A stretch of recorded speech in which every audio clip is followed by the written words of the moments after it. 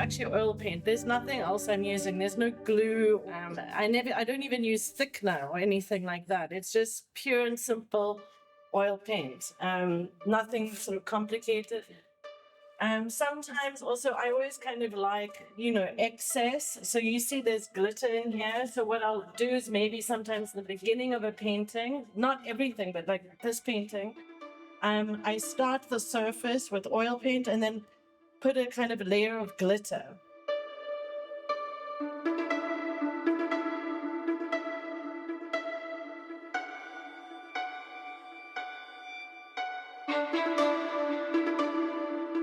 When I'm working, I often just look what's lying around my studio, other paintings, other bits, and kind of put them together. And these are, the birds are also sort of a reoccurring theme. I also my studio is very much in nature. I kind of work in a beautiful studio in my garden, and there are a lot of birds. I mean, not as beautiful as those birds, but there are a lot of birds. And I collect a lot of ceramics, and I'm often, in my studio, I kind of looking at things that I admire and that I live with. And this is a vase that I have that is by an artist called Hilton Nell. He's quite a well-known South African ceramicist.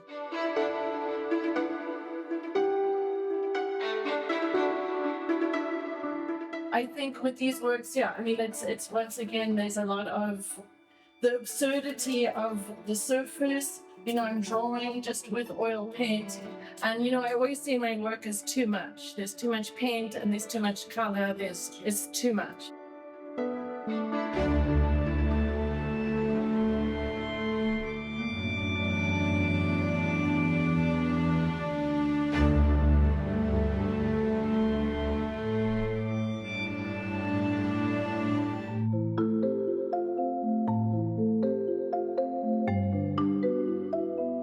Usually when the flowers are cut, they die.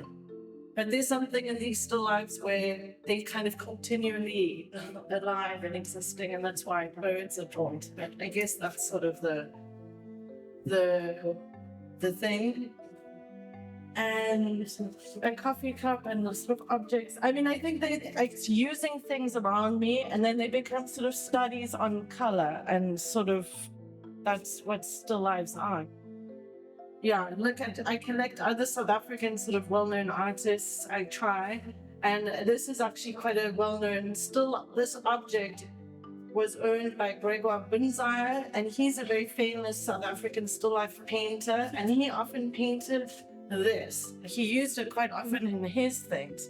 So someone who maybe is as obsessive as I am might recognize it from his paintings.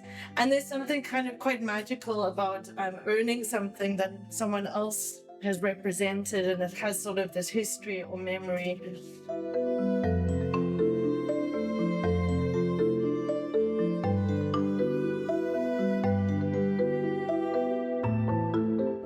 I'm renovating my house, so it's very noisy during the week when I was working, and I often did paint on a Sunday because it was the quietest moment when there was no builders and everything.